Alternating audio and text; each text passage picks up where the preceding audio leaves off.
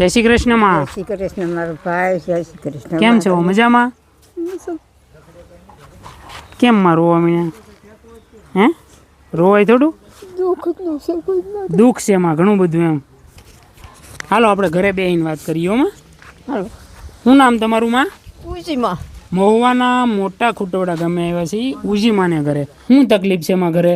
પણ કોઈ નથી કામમાં વાવ. હું એકલી છું. ખવડાવું છું. માંગી અહીંથી સાલ્યું લોટ લાવું. સાલ્યું લોટ અહીંથી લાવીને ટીપીને દઉં. ભાઈને શું તકલીફ થઈ ગઈ એમાં? એના મગજમાં બસ એમ ફર્યા કરે. એટલે કોઈ કામ નથી કરતા ને બેઠા જ રહે? બેઠા રહે. ખાટલે ખાવા દેવાનું.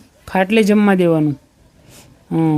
દાદા કેટલા ટાઈમ પહેલાં ગુજરી ગયા? હાવ નાનો એવો હતો. એવડો થઈ ગયો ને. હું કઈ બીમાર હતા? હા એમ શ્વાસ હતો. શ્વાસને લીધે ગુજરી ગયા. ને તમે એમાં શું કરો અત્યારે કાંઈ કામ? પણ હું આને મેકીને ક્યાંય નથી જતી. 4 વર્ષ થયા. ઘરે ને ઘરે જ રહેવું પડે તમારે? ધ્યાન રાખવું પડે. પહેલાં શું કામ કરતા માં? પહેલાં તો ખેતીનું કામ હંધું કરતો. ને આ કેટલા વર્ષ આવું થઈ ગયું? આવું થઈ ગયું આમ તો 10-12 વર્ષ થઈ ગયું છે. એને લગ્ન નથી કર્યા ને? નહીં. તમે પહેલાં ખેતી કામ જ કરતા? હા ભેગા જતા. દાડીએ મહેનત મજૂરી કરવા? હા 4 વર્ષ ઘેરે. 4 વર્ષ તો માં ખાવા પીવાનું? સાલ્યું લઈને જાવ તો લોટ લઈ આવું. એમાં તમે બધું ઘરનું ભરણ પોષણ અકારો? હા મા દીકરો 2 છીએ. મહુવાના મોટા ખૂટવડા ગામે આવ્યા છીએ ઉજીમાના ઘરે.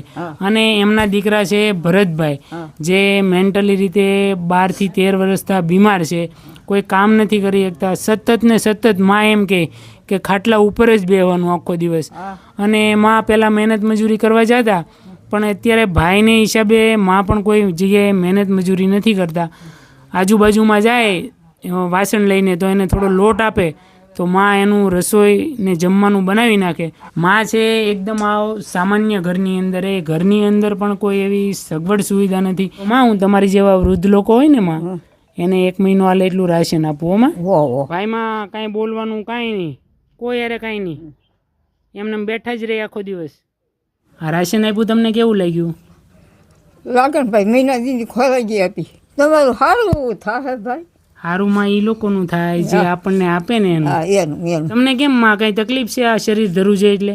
શરીર જરૂર છે પણ શું કરું ભાઈ. આ રાશનનો સહયોગ આપણને રામ ભરોસે વેરાવળથી મળ્યો છે, તો આપનો ખૂબ ખૂબ આભાર. બસ દોસ્તો, તમારી આજુબાજુમાં કોઈ આવા વૃદ્ધ અને નિરાધાર રહેતા હોય તો એને સહકાર ને સપોર્ટ આપજો.